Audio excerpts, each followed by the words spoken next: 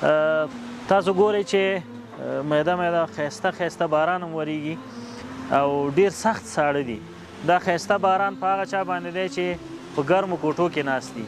دغه باران هغه چا دپاره عذاب دی چې په شکېدلو خیمو کې ژوند کوي یا حتی خیمه هم نه لري. ماشومان یتیمان په سړو کې ژوند کوي. دا اوس ما ډېر ډبل جمپر هم اغوستی، بوټان مې په پښو دي، خو هم له سړو نه لړزېږم. د هغه یتیمانو به څه حالت وي چې هغوی هیڅ هم نه لري.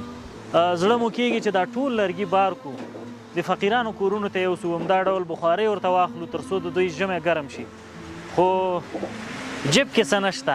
نو په ټولو با احساسه او شتمنو هیوادوالو باندې مو غږ دی، راځئ چې حد اقل که $100 موږ تاسو مصرف کړو نو انشاء الله تعالی د یتیمانو دپاره د ژمي لرګي هم کیږي او همدا ډول جمپرونه او کورتۍ هم ورباندې کیږي.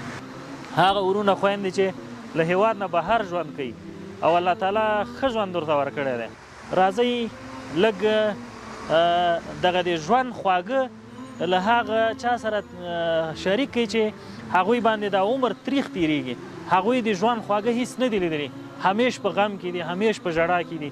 دا اوس په دې یخنۍ کې چې باران وریږي ډېر یتیمان وي، مور به یې د ګریوانه نیولي چې مورې ډوډۍ راکړه، مورې کوټې مې ګرمې کړه، مورې بوټان راته واخله او مورې جمپر راته واخله.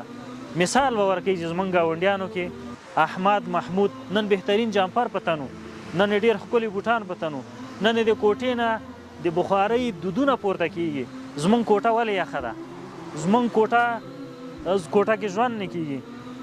زما په پښو شکېدلې چپلک هم نشته او زما په تن یو شکېدلی او زوړ جمپر هم نشته. ټولو باندې غږ کومه چې راځئ د الله په خاطر باندې د دغه بېوسو یتیمانو بیچارو لاسنیوی وکړئ او ژمی ورته ښه کړئ. السلام علیکم ورحمة الله وبرکاته.